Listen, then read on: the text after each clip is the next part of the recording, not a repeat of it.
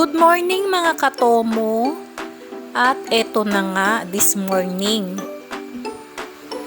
ay pinalitan ko ng seat cover ang aking e-bike.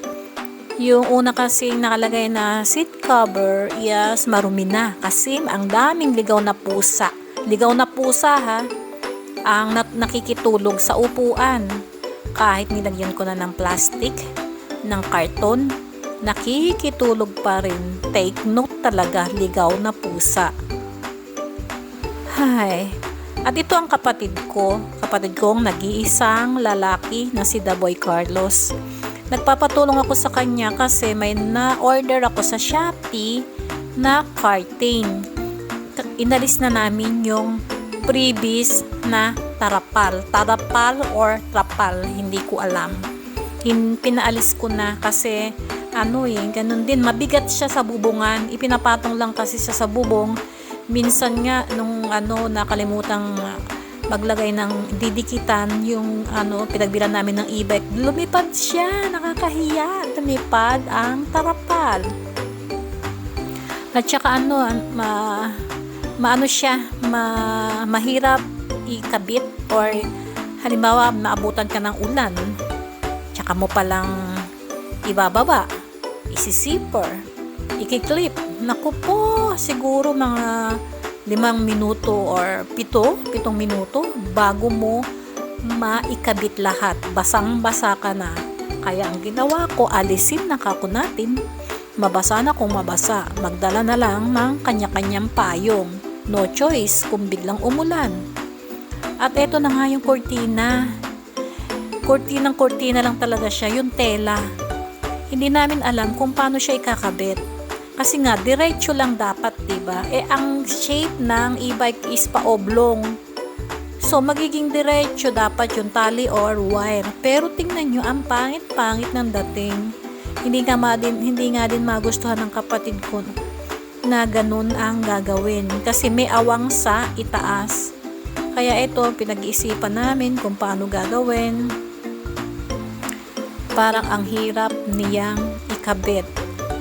Kaya ito, habang kinakabit ko tong cover, yung seat cover, pinapaliwanag niya na mahirap nga ganito dahil dapat ay paoblong din yung wire or yung kakabitan ng kurtina. Kaya pinag-iisipan naming mabuti kung paano ang gagawin dito. Kaya ang naisip niya doon sa aming pinsan na gumagawa ng stainless, baka pwedeng humingi ng advice sa kanya kung paano maikakabit ang kurtina, or baka magawa niya ng paraan na lagyan ng kabitan ng kurtina. Itong kurtina na to ay nilaban ko muna pagkagising kasi yun din ang nakalagay sa seller. Sabi ng seller, kung white yung e-bike, maaaring labhan muna yung kurtina kasi black ang color niya. Walang ibang design sa binilan ko ng curtain. Pero I think mas maganda siguro kung ito ay ipapa-customize muna kasi talagang ma-fit siya yung kurtina. Itong kurtina binili ko para 4 pieces, 385 yata. 385. Buti na lang at mura. Mukhang hindi rin siya maggamit. Ewan ha. Pag hindi nagawa ng paraan ng kabitan nito, malamang hindi na siya magagamit.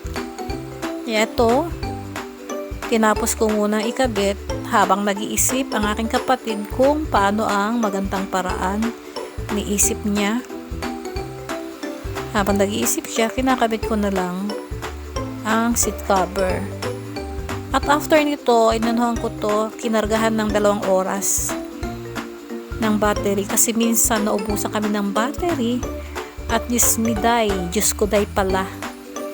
Mas mabilis pa yung lakad mo kaysa sa takbo ng e-bike kasi naghihingalo na at wala ng karga.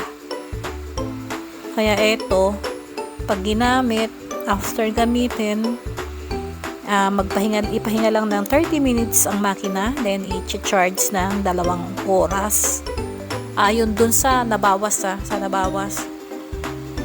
Pinakamababang charge is 2, ang pinaka full is 8 oras. Yung talagang na-drain na yung battery, 8 oras yun. Hindi pwedeng mag-overcharge ang battery ng e-bike. Yun ang paliwanag sa amin. Hindi pwedeng ma-overcharge. Kaya naka-timer siya sa akin kung hanggang kailan matatapos yung 2 oras. At after mong i-charge, palipasin muna ang 30 minutos bago ito ay gamitin. Iyon ang paliwanag sa binilhan. Na-love it at first sight na rin ako dito sa e-bike na to kasi maganda yung color. Talagang gusto ko color white. Maganda siya. 4 wheels. At nabili ko siya ng 85,000 cash. Pwede naman hulugan, kaya lang ayoko talaga ng mga loan kasi may iisipin ka pa monthly na babayaran. Kung meron namang pang cash, kasi yung sasakyan ko sa Japan bago ako umuwi, yun ay binenta ko kasi ilang buwan na ako magbabakasyon. Kung bakasyon ba talaga, hindi ko naman nagagamit yung sasakyan, masisira lang. So ibinenta ko siya doon bago ako umuwi. Tapos yung pera na yun ay pinag-isipan ko kung sasakyan ba talaga bibilin ko or e-bike. Pag sasakyan naman ang bibilin ko, parang kakapusin ko, kulangan yung pera kung brand new ang bibilhin ko. Kaya napag-isipan ko, ito na lang muna, hindi naman kasi ako naglalakwat siya. Diyan lang sa tabi-tabi, pag bibili ng ulam, magsisimba, mga ganun lang. Pupunta sa tahian, basta sa malapit lang, sa Malolos Bayan, ayan. At lilinis-linis ko muna, ayan, para pogi na naman siya, o diba?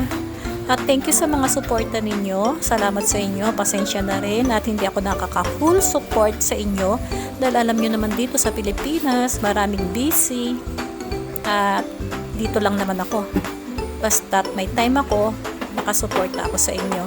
Pasensya na mga katomo ha. Pasensya na at thank you very much sa inyong lahat. I love you all.